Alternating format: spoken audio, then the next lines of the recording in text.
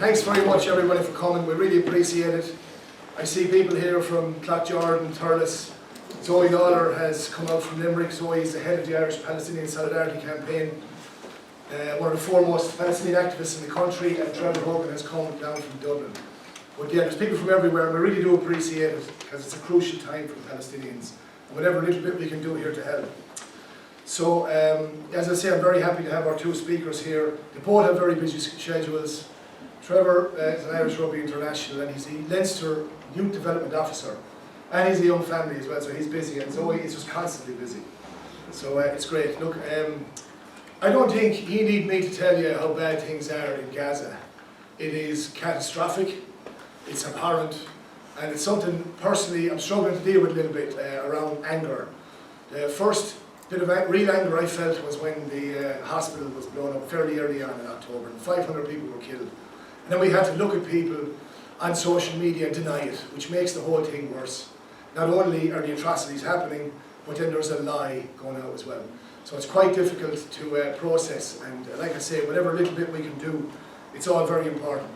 When we go over some of these issues as the night goes on, we're going to start with a very basic 5-minute video that just explains some of the historical context, but it's a very basic thing.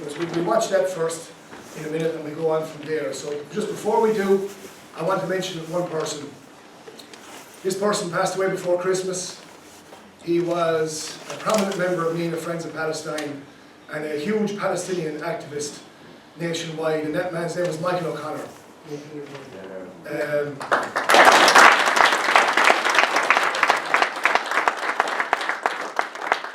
If Michael were here now, he'd be sitting right there.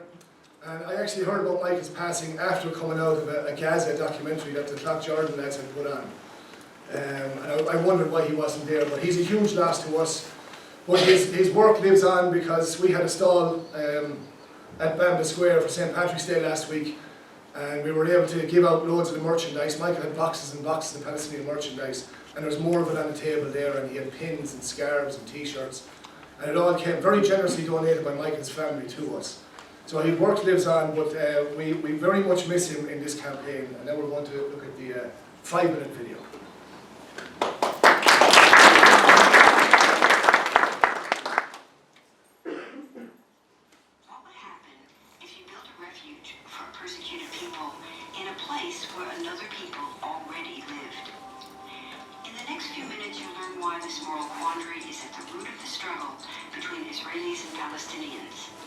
And what you can do to help achieve a just peace for everyone in the region.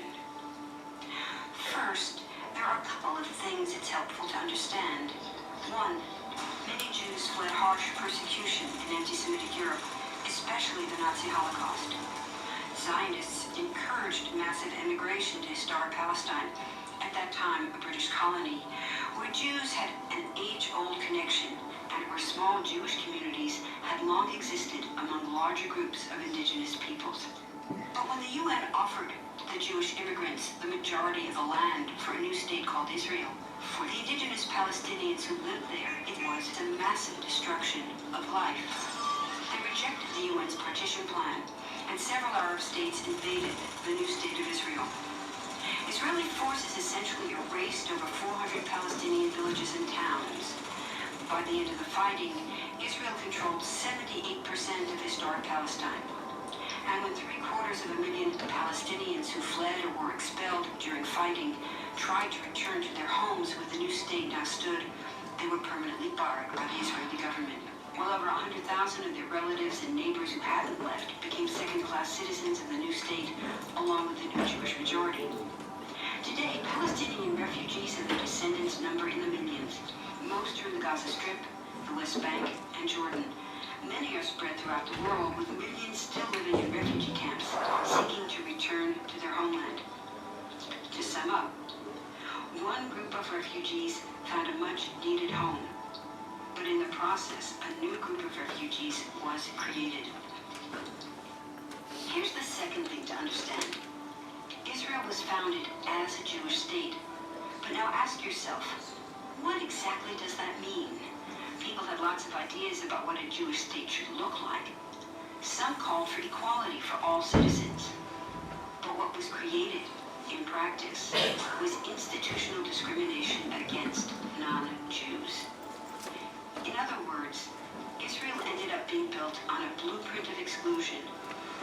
The Israeli government wants maximum land and resources for Jews, but not the Palestinians living there.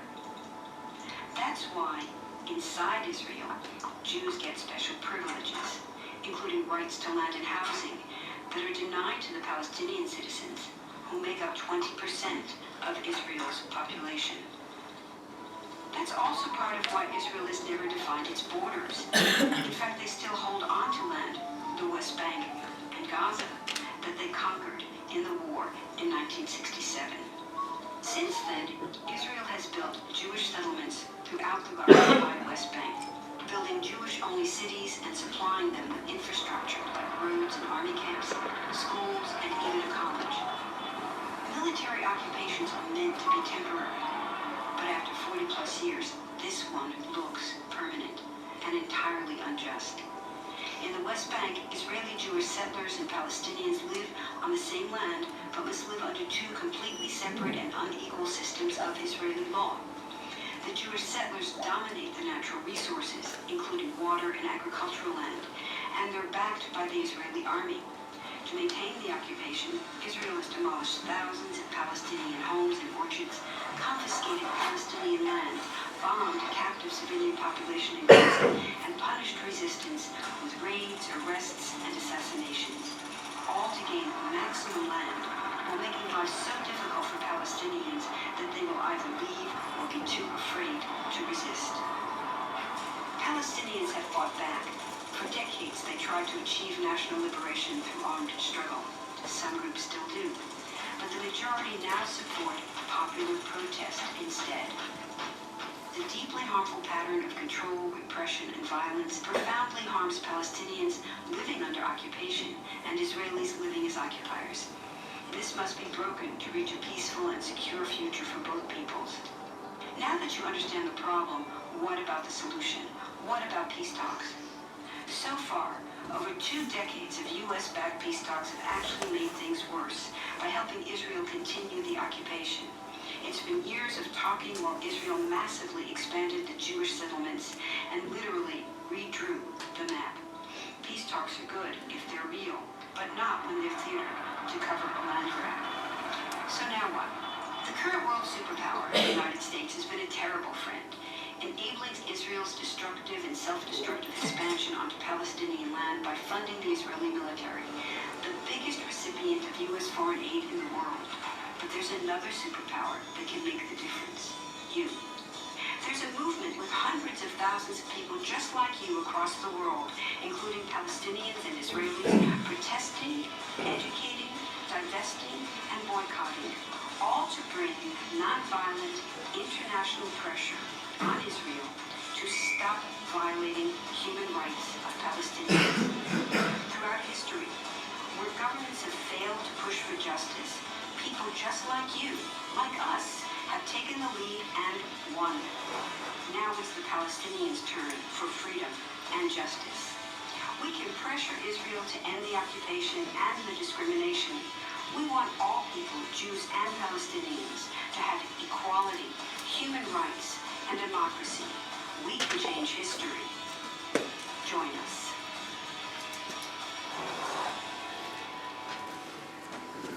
Okay. Thanks, Fergal. So I'd like to next introduce our main speaker for the evening. He's a former Irish rugby international who played in the Six Nations. He played for a few hundred times for Leinster and Munster, and he played for Nenagh Armagh as well. I played with him, like he was far better than me, so he went on. As I say, the Leinster Rugby Youth Development Officer, and he might not admit it, but Trevor and people like him will be responsible for some of Ireland's rugby success now with these young players coming through. Trevor's been a fearless activist for years.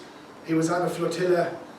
He spent months collecting sports gear and other goods for Palestinians. He was on a flotilla in 2010, was it? 11? Yeah, go through. 2011, yeah. He was on a flotilla in 2011, and they were seized by the Israeli military. The Zodiac boats arrived. Himself and Zoe here were both taken to prison in Ashdod port. So he's put himself and his body on the line and his freedom on the line for Palestine. Trevor has spoken at national demonstrations on a few occasions and always spoken very, very well. So he also represents a group called Sport for Palestine. He may speak a bit about that now as well, and other groups. So I'll introduce our main speaker for the evening, Trevor Hogan.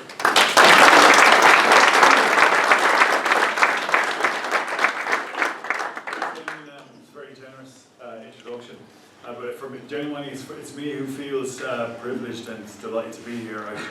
I always feel that I should be doing more at home in Nenagh. I've been sucked away up to Dublin since probably since when I went to college really, and met my future wife, and then Leinster brought me back up there, and I just haven't been home as much.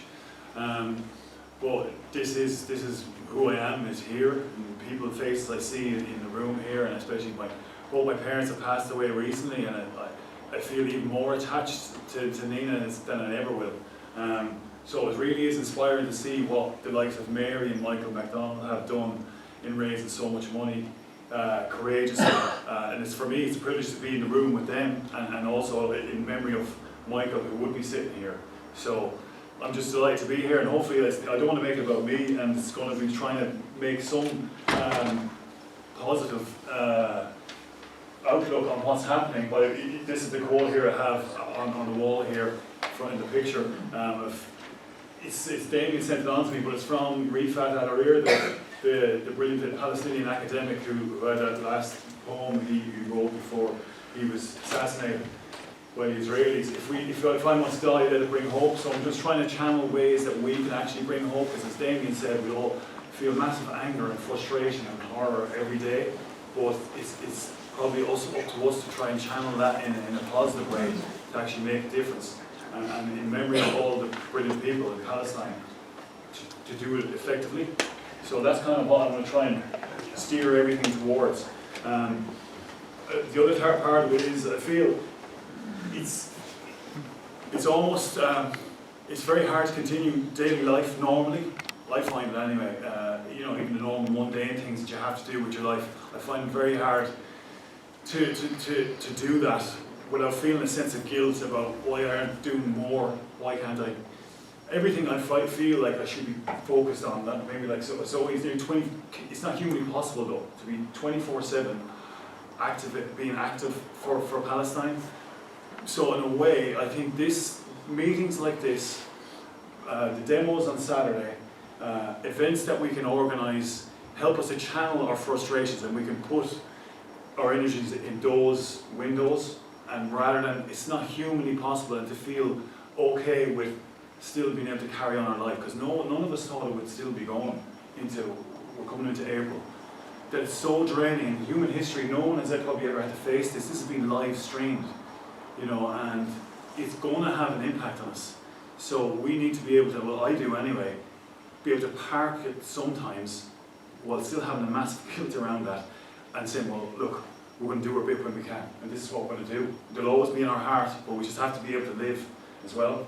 I don't know if that's a common theme, but we've got to kind of try and support each other through the horrors, because it seems like it will go on for another while. And this is kind of the quote from George Bernard Shaw. It's probably used a lot about not being indifferent. I don't think anyone in this room will be indifferent to the horrors, but as it goes on, and there are people that I still find it amazing to see, maybe high profile or celebrity people who don't seem to speak out about it and have kind of buried their head in the sand. Not many in Ireland, to be fair. The Irish people are brilliant, but the fatigue could be natural, and that could set in that people start to lose heart, lose hope, or have to say push ourselves to never let that happen to ourselves, that we can never lose hope, and that we can never lose the essence of humanity is to have the passion and to care and to do whatever little bit we can. That's kind of a philosophy that drives me. I've always kind of had strong opinions on things, but this is one that guides me. Again, without going into myself too much, and these pictures are a little bit grainy, but this is kind of my own background, a little bit on that.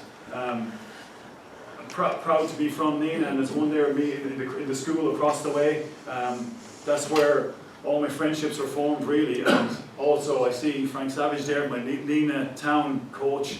I don't have any pictures of the soccer team, but that's for me where it all started, was with soccer, and sport is everything for me. And it was really rugby that has dominated my life. But it all started in Nenagh and CBS and soccer, and went on to, that's Damien there, it's grainy enough, yourself and Damien playing beside each other, but they're mates that will always have, and probably don't hang out as much as we should do, but that's part of who I am now, and it always will be. But then I went to Leinster, and lucky enough to I've played loads of times in Munster. But in terms of my own story, the main thing that I would take from my life in terms of sport is it's two strong lessons that I got from it. Maybe they can overlap with activism as well. But the first thing is that I'm lucky that I was able to, my whole life now is about rugby, it's about sport. I was able to latch on to something that I love doing and I'm passionate about. Not everyone will be able to get that, but if you are, if there is something that you're passionate about, if it's Palestine or whatever it is, that you can kind of latch onto that and dedicate your life to it. And that's what I'm able to do off the back of being lucky enough to get involved in rugby. And the second thing then was that there's a picture there where I'm injured. I was injured and I was in hospital. One of my mates visited me there, Foxy.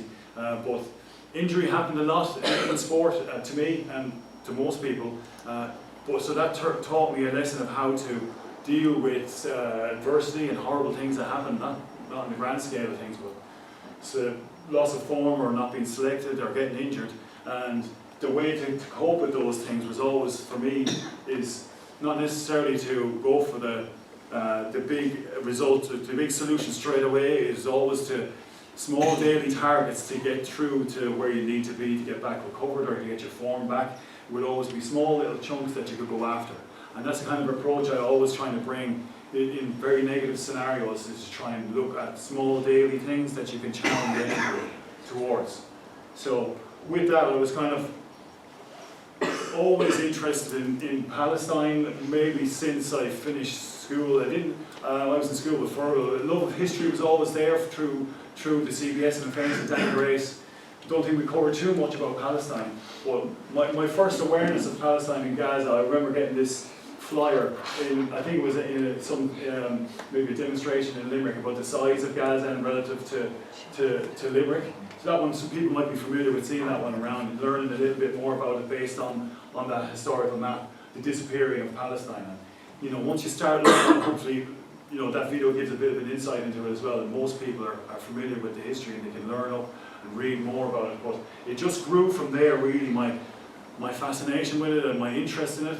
And as I was playing rugby, I was always kind of looking out for ways to get involved. And only because I bumped into Zoe at a Spanish class, I think we were just learning Spanish with Jerry Flannery in Munster, that Zoe knew who I was, and that connection then would be a stroke of luck as I came to retirement in terms of getting onto the flotilla, which I'll touch on in a second. But yeah, that brought me to learning about 1948 really, and it goes back before that, but the horror of Al-Nakba, the catastrophe, is for me the real defining moment of what is happening now, and it's continuing on, and how the ethnic cleansing at that time began and is still being felt, the reverberations of that. So this goes from there right all the way through 67 and into what happened in the Intifadas, and then into 2006, which is a key moment around the siege being imposed because Israel didn't agree with the government that was elected at the time. So that was a major escalation in the punishment of the people of Palestine and Gaza. And then I started to kind of wind up my rugby career around 2010, 2011 with injuries and bits and pieces. But people might be familiar with the first flotilla, which was I think it was called just the Freedom Flotilla. So is that right? Freedom Flotilla, and they ended up being called Freedom Flotilla 2 later on. But this one went in 2010, and Israel occupation forces went in really heavy-handed, killed 9 people, and there was huge outcry. But in a way, there was obviously massive respect to everyone who went and tried to do that, but it brought such attention on the siege and the cruelty that was happening to Palestine. It seemed like a really effective method of, you know, ordinary people standing up and making a show for the people of Palestine. And there was loads of momentum around the second one possibly going, and that's when, luckily enough, Zoe mentioned my name when the Irish boat was being money raised for, and they had people from all walks of life potentially going to be on that boat. So I was so lucky, and so it's probably the best thing I've ever done with my life, bar nothing really. So that was just pure luck that Zoe got me on that boat, and then we managed to round up, as Damien mentioned, rounded up gear from a lot of the rugby players in Leinster, because they all have loads of gear that's left over at the end of the year. And lots of the lads were very supportive back then. Something that kind of slightly frustrates me around it now. There is a lot of sporting support for Gaza and for what's happening, but it can be mainly ex-players, players who are involved currently find it very difficult, maybe outside of the likes of Jake Morris, who very bravely has put his name to the other, and a lot of people in Limerick as well currently playing. It takes courage to do it while you're playing, and the likes of Jake and these lads have done that. It's brilliant. But at the time there was good support from all the lads who helped raise some of this gear and some of the funds as well off the back of that to help the boat go. Some of those lads are a little bit quieter, unfortunately, nowadays. But there's a picture of the crew. That's us all there as we went on the first attempt. Zoe, we remember that it was nice and warm in that first attempt. We were leaving from Greece. This was part of our problem the first time around. We made a bit of too much of attention of it. We had to raise the money, so we were pretty much flagging to the Israelis what we'd be doing, when we'd be leaving. Maybe a bit naive on reflection, but part of that was raising attention around the siege and trying to actually get traffic in and out of the place, which is should be fairly normal for any society. But so there was us getting ready to go, thinking it was all going to be great, loading up the boat there and bringing on some of the gear. But then this little small nick was discovered in the propeller shaft. Zoe might have more detail, but one of the captain, I think he was going out just to refuel somewhere. Shane, yeah. We were in Turkey. We were in Turkey, sorry, Yeah, Greece. yeah, yeah. Greece was Everyone Greece. else was in Greece. Everyone else was in Greece. We went to Greece to try and go, but we couldn't go. See the memories playing. I know, I remember. But yeah, so we were in Turkey, yeah. So Yeah, that's how we got managed to discover where we were anyway, and put this little nick. We don't know who it was. We do know who it was. Well, it's pretty obvious. It was, yeah. Some naval divers got in and managed to kind of put a small little nick, which apparently would have gone, as the boat would have sailed, it would have got a lot worse, and that shaft would have broken and probably would have destroyed the boat. But we realised that it was badly damaged, so we had to stop at that point and all go home pretty downhearted, pretty downbeat. And that was June 2011, I think. So then the next time we said we'd come back much quieter. I didn't tell my mother or anyone really that. I didn't even tell anyone that time around. So we went back much more under the radar this time. So we actually set sail successfully from Greece, Turkey again. Gotcha. Everyone else was in Greece. That's how we managed to keep our boat. We were in Turkey. So we kept the boat, and the Canadians they managed to leave as well. So all going well. Initially we set sail there from Turkey, as Zoe pointed out, and then for a while we were actually pretty confident, upbeat that we were going to get there. And it depends. Some people are glass half full or glass half full, glass half empty. That they were not, they'll never let us in. But then I think, remember on the morning that we were getting very close, our captain said, the way is clear, something like that. The way is clear, they've left the door open for us. You know, so we actually started to think, right, this is actually going to happen. We're going to get there, we get the massive relief of being there, and people of Gaza will realise, oh, we can actually move freely here. But then that quickly disappeared as the morning went on, when there was, as Damien mentioned, those little Zodiac boats started appearing on the horizon and zooming towards us on the boat. And that's when the captains just put the foot down really, and those little Zodiacs started chasing after us. And yeah, it was pretty, it's funny to look back on it now, but yeah, it was pretty nerve-wracking. You can see those lads coming on to the boat there at that point. They're all pretty young lads, but they're all balaclava. We were inside in that room. We hoped to, like, we were in international waters, so we were sticking to the line that this is nothing to do with them, that they shouldn't be coming anywhere near us. And what are you doing coming onto our boat? So, but we stayed fairly calm, and we had we had our wits about ourselves. But as we saw those heads peering in the window, loaded with their weapons, knowing what they were capable of, you know, to Palestinians and to the previous year's Turkish people, you know, it was probably a bit nervous. But we had this awareness as well that they don't seem to, and they are essentially racist. So the white thing that we had was a protection for us. So they probably weren't going to kill us. But anyway, because it was my first interaction with them, and how aggressive and violent, and regardless of that, they were just so. You could see how cruel and brainwashed they were from those first interactions. So anyway, that's what happened. They took the boat. They told us to the port, and it's this Ramla prison, Zoe. So that's where we had about 6 days in there, and it was like, I'm not trying to make it about us. That was actually not too bad at all for me. Zoe had a much harder experience because the women were stuck in a different wing with the general population, whereas we had our own space, and we were all very, you know, tight. We were very, there was good camaraderie, and we knew what we were doing was right. They kept trying to get us to sign these papers saying that we were. We'd entered illegally. We'd entered illegally when we were nowhere near Israeli waters. So all that was going on, but we'd hoped that off the back of that there'd be good publicity around it, and there was awareness being raised about what was happening. So generally all very good there, and eventually we get released, and that's a picture of me coming back to the airport with Nancy, my mother. I had one phone call. I remember into the jail. I probably told a few people this at the time. Who are you going to ring with your one phone call? And I chose my girlfriend. No, yeah, I did. It was a girlfriend. So I chose Claire, but her phone rang out and she didn't answer. And so the governor of the jail, she was typical cruel Israeli. She just said, "Oh, maybe she's with another man." If you leave a voicemail, that counts as your call. So I just hung up and just rang Nancy, and she was delighted to hear from me. She didn't even know what was going on. She was like, "Are they feeding you enough?"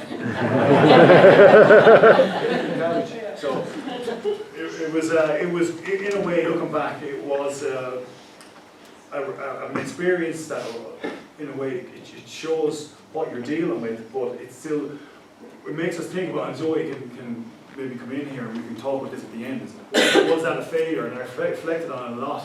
And in a way, obviously, the siege is firmly in place, and it's not gotten worse, way worse. But did we fail ultimately? That's open to debate, because I feel like, in a way, in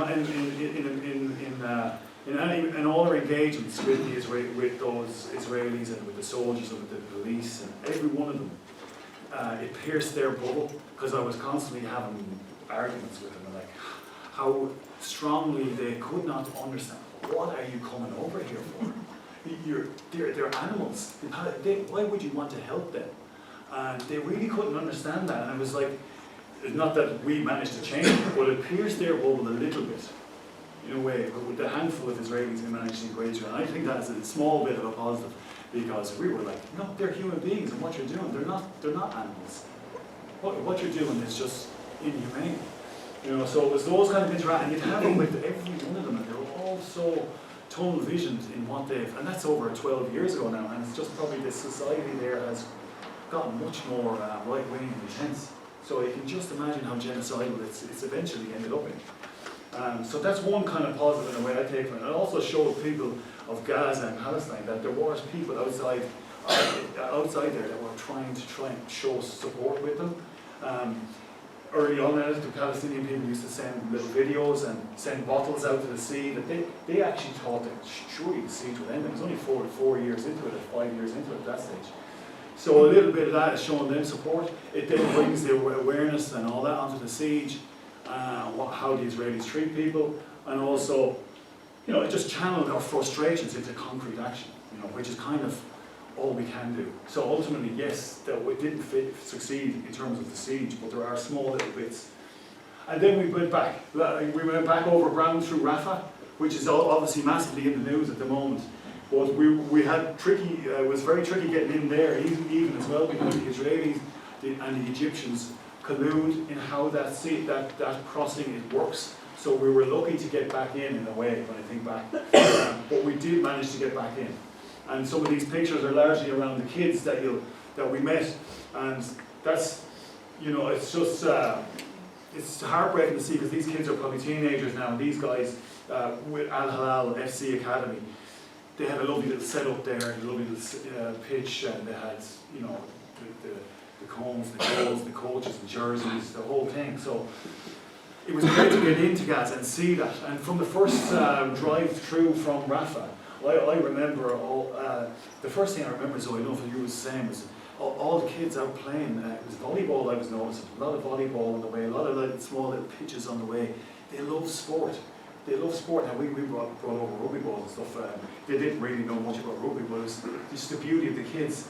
And that's, yeah, I put that up on Twitter a while back. Zoe's in touch with the chairman. He sent us on a video of what it looks like now.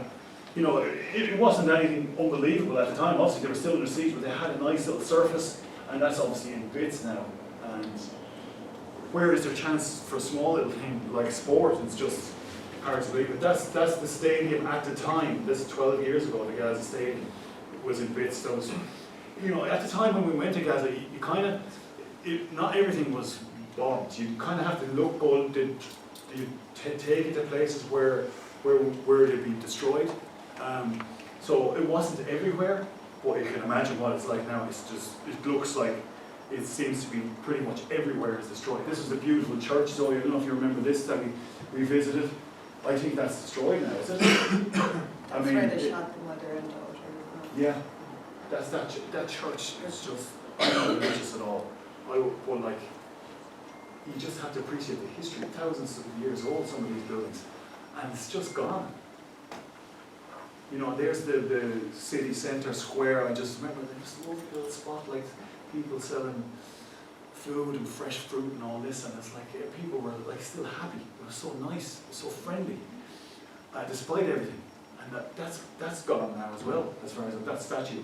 They've just willfully destroyed everything. There's the port, which is in the news now at the moment. Beautiful port. You can't, but they couldn't. We were talking to the fishermen. They couldn't go beyond 20k without getting shot at. But they were so solid, so tough that they kept going all the time. That's gone as well, isn't it? So that's that. You know, it's just so sickening to see what they've done to what was still and still will be a beautiful place. But like, you have the Americans now offering to build a new port. But that's another story of how sickening that is in terms of using the rubble of buildings that they've used with their weapons to destroy to build some port that I don't know what their purpose is.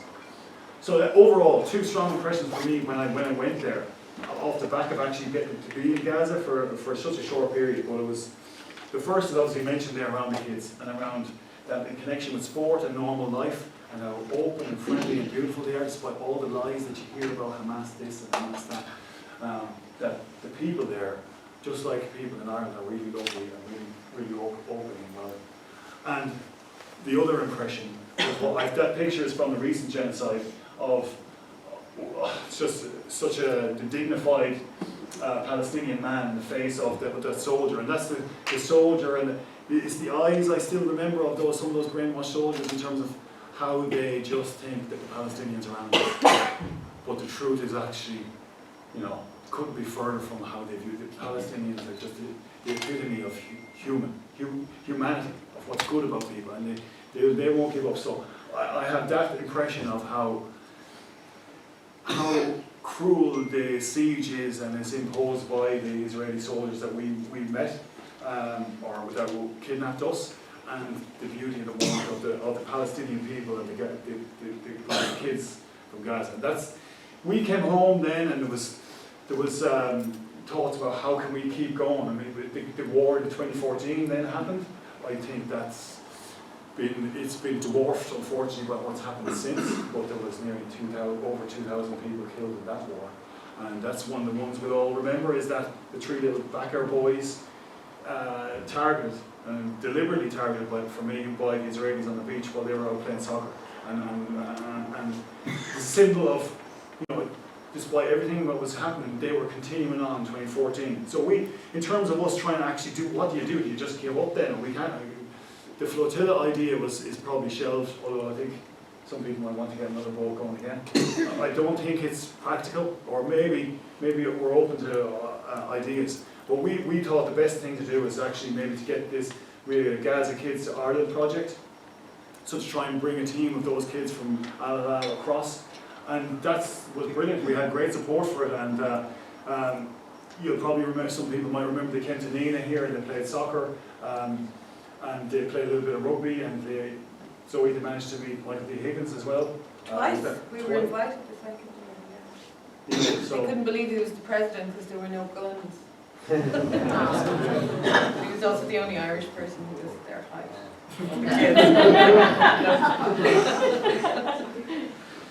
but yeah, I think that, you know, the people how hard it is for us to get out. At least some people got to meet those kids and see how they're doing and what they are, and they got a little bit of a taste of what it's like in Ireland and some sort of normality. So that was the Gaza Kids to Ireland project. And again, so yeah, this is much more recent now. This is the Irish Sport for Palestine group, who's got a lot of names signed up. As I mentioned, Jake Morris, but there's Michael Dara McCauley there. There's loads of people from all sorts of sports. Zoe would be familiar with all the names, but they're quite vocal now and active in terms of coming up with ideas like that one for lighting up Croke Park, and just attending marches and attending demos and showing the media and the world that there's people with high profile that aren't afraid to kind of put their name to calling for an end to the genocide. And the more of that I think that goes on, the better, because it's very hard, as I mentioned about Jake, for lads who are currently playing to do it. But if we can keep pushing and keep asking the question, you know, it'll just gather momentum. So that's one aspect. So then I just finish with this slide in terms of what ways, to sum it all up, can we actually channel our energy to try and make a difference and to try and overcome the feeling of horror that we're seeing. So the number one then is around the boycott. I include divestment and sanctions in that, but the boycott's grown so much in the last 6 months, I feel. It's part of the discussion really much more than it ever would have been, so I think it's fair to say. So, and we ourselves in Ireland know that the history of boycott and how powerful it can be, going back to famine times and seeing what the Dun Stores workers have done. So it's really highlighted, and we're talking to people about how the hypocrisy of how Russia has been treated. Whatever people think about it, they were immediately punished. But it's not happening to Israel. So it's to keep highlighting that hypocrisy and putting pressure on the governing bodies as much as anything. But we can boycott from everyday goods. Someone was telling me about their 5-year-old who's not refusing to drink Coke, Pepsi, McDonald's, yeah. Was it Anya? Yeah. I mean, it's inspirational. My wife gives out to me when I say to the 8-year-old that why are we not going to McDonald's, or why are we not drinking Coke? Well, there's ways to explain it to them, and you're giving them a little bit of awareness. So I think you just keep pushing the boycott as much as we can. This apartheid-free zones initiative, I'll touch on that in a second, but I think that's part that falls in under the boycott. Then there's meetings like this, there's the direct actions that we've, like across Europe and America, are really leading the way in terms of blocking arms manufacturers and really taking it to politicians and where they make their it's not so much a major issue for us here, but I think in the UK and America, direct action at some of the politicians who are really enabling the genocide is really strong. And they're having to push back against the reaction to that, but it's really powerful. Marching, going to demos, it all makes a difference. It all makes a difference whether you feel it at the time or not. But that's the second one. Then I have one there about confronting the lies. This is probably a harder one for us, but if you don't engage with Israelis or the Zionists as much, because you don't really see them, but it's more for the media to kind of counteract some of the lies that get thrown out and without being challenged. That actually for me is really problematic because it allows the genocide to continue based on some of the lies, like what happened about UNRWA, what happened about tunnels and HQs being under hospitals. They never provide any evidence for those, so they shouldn't be allowed to say those things without being stopped in their tracks, because that's what's fueled the ease with which they can commit the genocide. So whether it's the media mainly, But even someone, it was online, Elon Levy got suspended because someone was just pulling him up on his lies, which is great. I don't know if he'll come back, but for me, those lies, as much as we can, if you come across them, that being confident and comfortable to be able to take them on. And then number 4 here, brilliant. There's Mary and the fundraising. I think it's nearly 40,000. It's amazing, an amazing effort.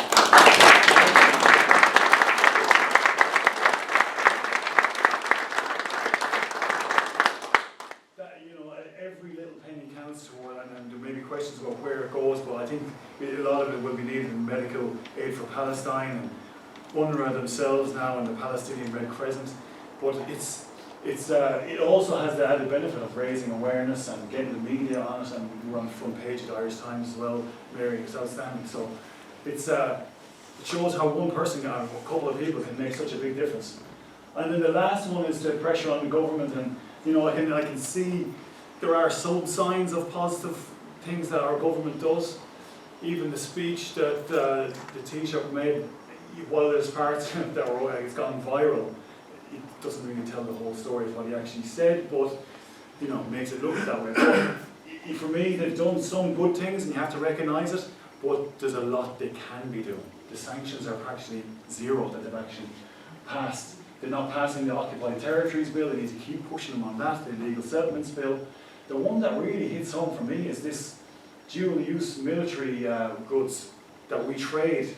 70 million worth euro in 1 year alone has been traded between Ireland and Israel for goods that could be used for military purposes. I mean, there isn't enough spoken about that one. I think so. Would that be fair to say? Yeah, the news was this week that our trade has increased. We're now the 4th biggest trading partner for this dual use, which is like mostly tech stuff. Yeah. So it's trying to highlight that as much. So while the government can say some good things, they're not actually doing anything. They're not imposing any sanctions on the embassy. I know the one, and I've thrown this one out in the past about expelling the ambassador. I think that seems to be hitting a bit of a dead end. They don't look like they're going to do it, but they should at least be putting some of the staff, getting rid of some of the staff. I'm trying to go after some of the things he did to the Russian embassy. Highlight the hypocrisy there. Actually do something. Cut back on this trade. Back South Africa. Pass some of these bills. Do something to back up your words.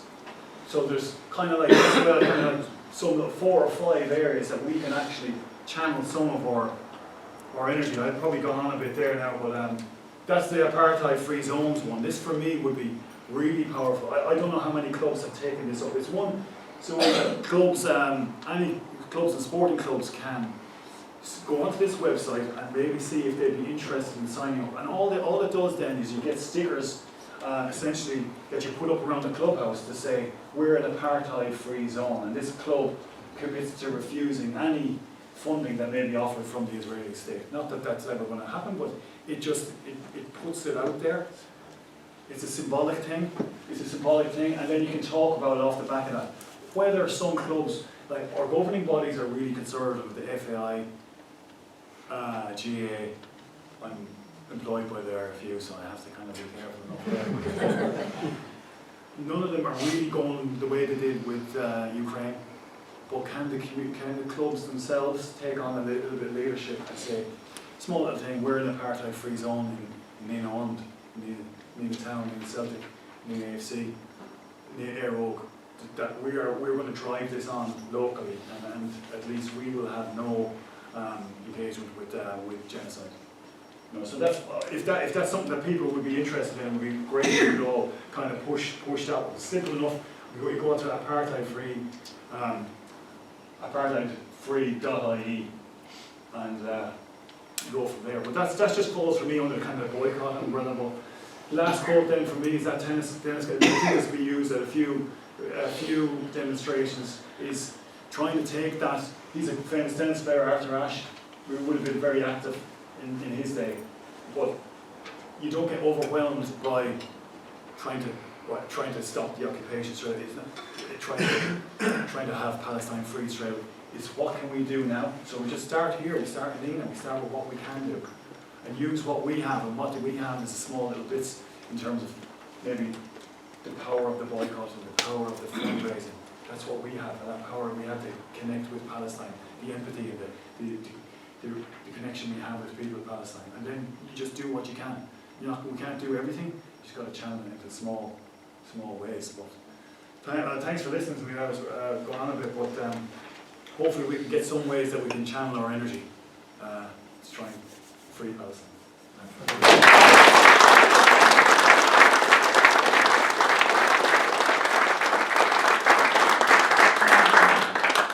Thanks very much, Trevor. Very informative and well said.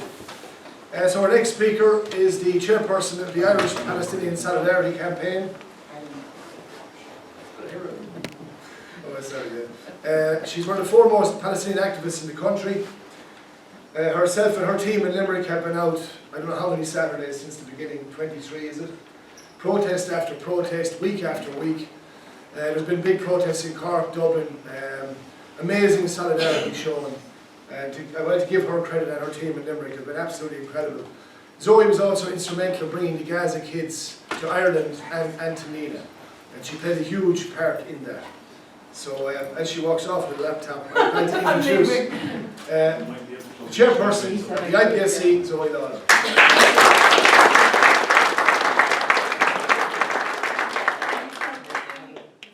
Yeah, just a second. So hi everyone, thanks very much. Always difficult to follow Trevor, which is why I always make sure at the national demos I'm the first speaker, so I don't have to follow anyone, and I try and say everything so that everyone else is like, no. Yeah, thanks a million. So just to tell you a little bit about the Ireland-Palestine Solidarity Campaign. We're the biggest and longest standing Palestine Solidarity organisation in Ireland. We're going over 20 years, and we are a broad civil society movement made up of, we're non-politically aligned, we're made up of all sorts of different types of people, and we work with all sorts of different groups, for example trade unions, other Palestine solidarity organisations. Oh great, can we go to the first slide? Yeah, oh, first.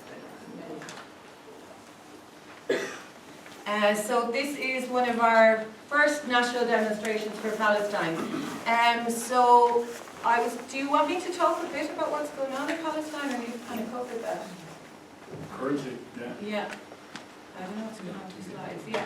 So just Trevor talked about the siege of Gaza, and obviously the siege of Gaza is going on 16, 17 years and has had a disastrous effect on the people living in Gaza. You know, the way it's talked about now, it's like as if everything started on the 7th of October, but everything started 48 and before, and then this particular barbaric, illegal siege of Gaza has been going on since 2006. And just something to note, because Trevor talked about pushing back against media and propaganda and lies, and our media are terrible, but what they never do is come from the starting point, which is collective punishment is illegal. And the siege of Gaza is illegal. And every single act that the Israelis are doing at the moment in Gaza is illegal. So that should be the starting point for everything. It doesn't matter what else happened, not in the sense of it doesn't matter, but it doesn't matter in the context of carpet bombing, of starving, of depriving people of water, of food, of medicine, of their rights to freedom. None of that is allowed. So the siege of Gaza, people had about 4 to 6 hours of electricity per day. Food was kept at a minimal calorific content.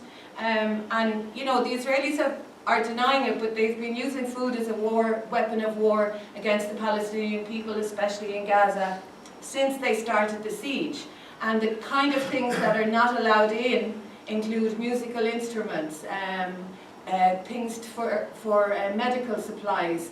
Now they're not letting in scissors, medical scissors for children, oxygen things, tent poles. So you ethnically cleanse a population, you force them into tents, but you won't allow in the poles to even hold up those tents. So the siege of Gaza is illegal, and that should be the starting point.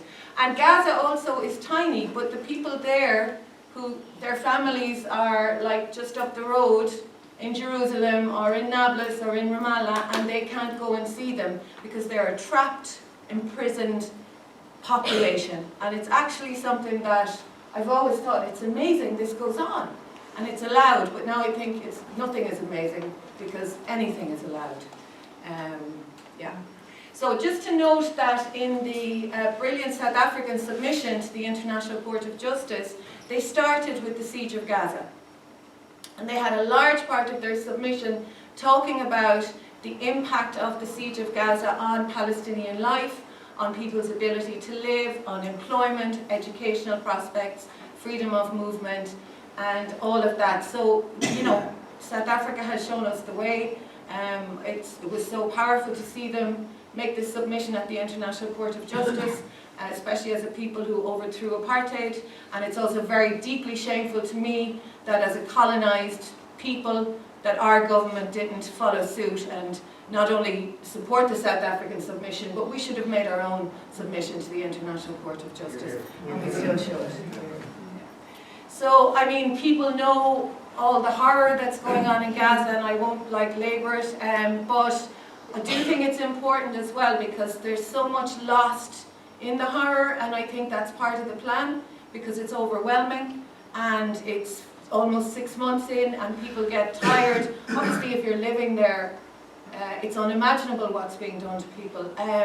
But I notice in our media now, at least 100 people are killed every day in Gaza. 100 people were killed, at least yesterday. And it's not covered in the media. It simply does not warrant media coverage anymore. And I think that is a real stain on that class of establishment of media, of government, that this just goes unremarked on.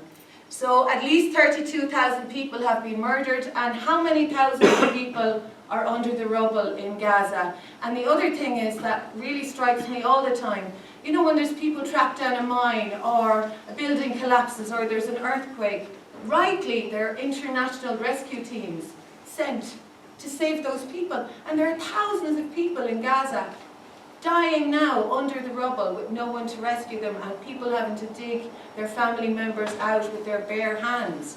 It's absolutely shameful. At least 13,000 children have been murdered, and you mentioned 2014, that was 551 children, and that was so horrendous and horrific. And now look at this. Hundreds of healthcare workers.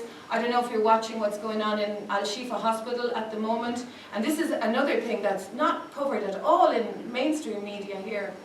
People are being routinely executed. They took a load of doctors, patients and nurses out of Shifa Hospital and they shot them. Some of them are minors, they're torturing people, there are people being executed every day in Gaza. At least 136 journalists murdered, and again, I don't see the solidarity from journalists, international journalists, for their Palestinian peers, and I think that's terrible.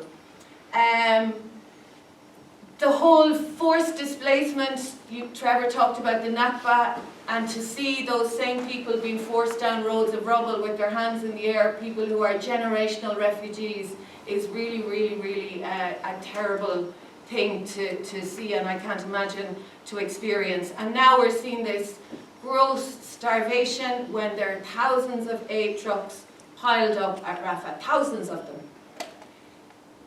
Even the British government is now saying, you know, you have to let in the aid. Even the Americans, like front-facing, are saying you have to let in some aid. It is an absolute crime against humanity that anyone is dying of starvation right now in Gaza when there are thousands of aid trucks being blocked entry by the Israelis. And every single government that allows this is complicit now at this stage, as far as I'm concerned, including our own.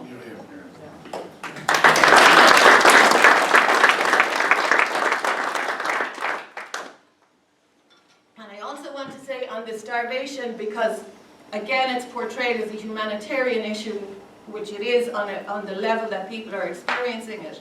But this is a political decision. It's a decision made by the Israelis to do this, and it's part of a genocidal campaign. And every single person who dies of starvation is a murder victim. by the Israelis. And the other thing to note is that populations do not recover from starvation. Children experience stunting for their whole lives because of starvation. It affects them cognitively, it affects them physically, and I can't imagine what it does emotionally to people to watch their kids die or to watch their family members die when they know that there's food just there. And as for this pier, Biden can shove that pier. Sorry. And I saw something today which I thought was just unbelievable, that they're taking the rubble. They never rescued people from under the rubble, but now they're moving the rubble to build this port or pier or whatever it is that they want. And there are still bones of people in that rubble. It's obscene. And then to talk about what's going on in the West Bank very briefly, because if we weren't on the streets for Gaza, at the moment, we would be on the streets for what's going on in the West Bank, because while all the eyes are on Gaza, the Israelis are ethnically cleansing Palestinians, hundreds of people, entire communities. At least 500 people have been murdered, over 113 children have been murdered. There's extreme violence, attacks on Jenin refugee camp, Tulkarm, ethnic cleansing in Jerusalem, and literally just fascists running around with guns. Some of them are soldiers, some of them are settlers, some of them are politicians. There's no difference between any of them. So again, we don't really hear about this very much in our media, but it's very important to know what's going on there. And also, I just want to note the thousands of people who've been detained by the Israelis and subjected to extreme torture, starvation and abuse in Israeli prisons.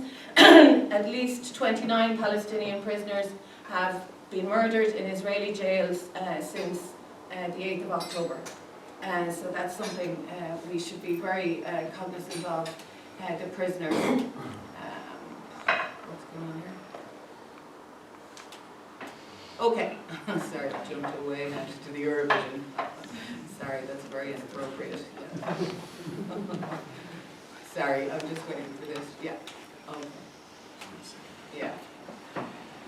Yeah. So, then what does the IPSC do? So we have branches all over the country. Great to see this Nenagh branch. And I know you've been doing great work in Nenagh, and I wanted to also remember Michael O'Connor, because Damien mentioned him earlier, and the last time I was in Nenagh was for Michael's funeral, and Michael was a good friend, and when there wasn't something going on in Nenagh, he always came into Limerick. And I have this badge on my hat here that he gave me, which is about one of 10 million badges that he gave me, and filled my house with stuff. So the last time, one of the last times I met him was at Shannon, at the weekly Shannon Watch vigils, and he was like, "I've got stuff for you," and I was like, "No way, my house is absolutely like chock-a-block, I can't take it." So he was a great person and a great friend and a great campaigner for Palestine. So yeah, this is the IPSC, and we do work, we promote the consumer boycott, the sporting boycott, the academic boycott, and the cultural boycott of Israel. We lobby the Irish government. You might have seen yesterday there was a submission to the Joint Finance Committee on the illegal Israeli settlements divestment bill, and we had Brian O'Hegarty from IPSC made a submission there from us. Mostly what we do at the moment certainly is street activism. So I'm in the Limerick branch. We've had a demonstration, a rally for Gaza every single Saturday since this started. In fact, I couldn't not have one because people of Limerick want to march every Saturday. And the only time I'm not at that is if I'm in Dublin for the national demonstration. So all over the country people are doing stalls, demos, vigils, marches, and it's amazing to see, and the amount of new groups and new organisations that have come up, and the amount of amazing activism people are doing and fundraising, and no one will beat jumping out of an aeroplane, but you know, people are doing incredible stuff, and that shows the depth of solidarity that there is in Ireland. This was a beautiful thing, I think, that they did at the GPO. They put the Gaza on a board in lights. So one of our big things is the cultural boycott of Israel, and we have an Irish artist pledged to boycott Israel. So if you know any artist, or you are an artist, please get in touch and sign our pledge. We now have 2,053 signatures to that, so that's something I'm very proud of. At the moment, the big campaigns, international campaigns, culturally and sporting, are Eurovision. So we have an action to email RTE to boycott Eurovision. We'll be doing other campaigns. And if you know of any venues, especially LGBTQ venues, that normally host Eurovision parties, we're trying to encourage them to not host them, to have a genocide-free night instead. Maybe do a teach-in, still have some fun, you know, it doesn't have to be like trad music and genocide, but you know, to not show the Eurovision as part of the boycott. We were part of the 2019 campaign, and we managed to hold a big alternative night called Euravision. So, obviously we work very closely with the Palestinian Boycott National Committee, which is the BDS movement, you would know. So you might have seen there are a lot of lists floating around the internet of basically boycotting everything, boycott capitalism, which is fine, but not so easy. So a big part of boycott is to be targeted and to be strategic and to choose targets where you can win. Okay, so the BDS movement, they keep putting this out all the time because these lists are going around. So these are the kind of main consumer boycott targets, divestment targets, pressure but non-boycott targets, and then these organic boycott targets like McDonald's that have grown out of this particular genocide. In Ireland, we particularly focus on AXA, HP and Puma. So there's going to be a boycott day of action on AXA next week, so hopefully a new branch will get involved in that. And then we also have Palestinian speakers, and a big thing is to showcase Palestinian culture. So we have an End Apartheid talk with Salah Hijazi from the BDS movement nationwide next week. So for example, when you become a branch, you are notified when there are speakers in Ireland or there's a tour going on, and you're given the option of saying, yeah, we'd like to have this person speak in Nenagh, and like you can work with, say, Limerick or whatever, and say we'll share or co-host or whatever. There's a mini Palestine Film Festival on in Dublin on Sunday. Actually, you guys should publicise the sport, because it's a sporting one. Yeah. And this was a beautiful action that they did last Saturday, where they went up and down the Liffey in Corrocks with Palestinian and Irish flags and black shamrocks with the Palestinian colours on them, and a giant black shamrock in the river to symbolise our solidarity with Palestine, and to say, obviously, we don't think anyone should visit the White House on St. Patrick's Day or any day while the US is the main funder and sponsor and armour of Israel's genocide in Gaza. So Trevor gave some action points, and just on the apartheid-free zones, you don't have to be just a sports club. You can be any business or any, like a cultural centre or an art studio or anything. To become an apartheid-free zone. So we really encourage people to do that. We want to be able to show a map, you know, in a few months and say, like, there's 10,000 apartheid-free zones in Ireland, or half of Nenagh is now an apartheid-free zone, or, you know, whatever way. So anyone that you know, a flower shop, anything, please encourage them to do that. Join the IPSC. We need people to join. We're all volunteers, so we need volunteers. Support the boycott of apartheid Israel, boycott Israeli goods, become an apartheid-free zone, demand action from our politicians, because our politicians hide behind the fact that they are not genocidal maniacs like half the European governments and the US. And they then say, look, people are always telling us we're doing great stuff for Palestine, but they have not taken one concrete measure, not one, nothing, to sanction Israel for its crimes against the Palestinian people. And they're blocking, as Trev said, the Occupied Territories Bill and the Illegal Israeli Settlements Divestment Bill. And those bills are the minimum that we should be doing under international law. They're not even what we should be doing, which is boycotting Israel in totality.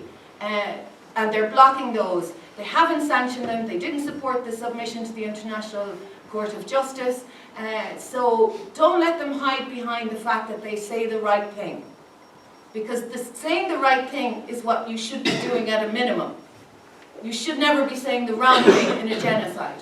But you should be doing the right thing, and that's where I think they really, really, really need to do and to show some courage and some moral leadership. I don't have any faith in that happening, but it doesn't mean we don't keep demanding it and pushing them and insisting on it. And especially with all these elections coming up, you know, it's a leverage here. And they do feel the pressure, because you can see how the language changes. You can see even them talking about looking at the EU-Israel trade agreement, with the Spanish government also doing the same. So the pressure is working, so we have to keep it up. And keep talking about Palestine, and that's it.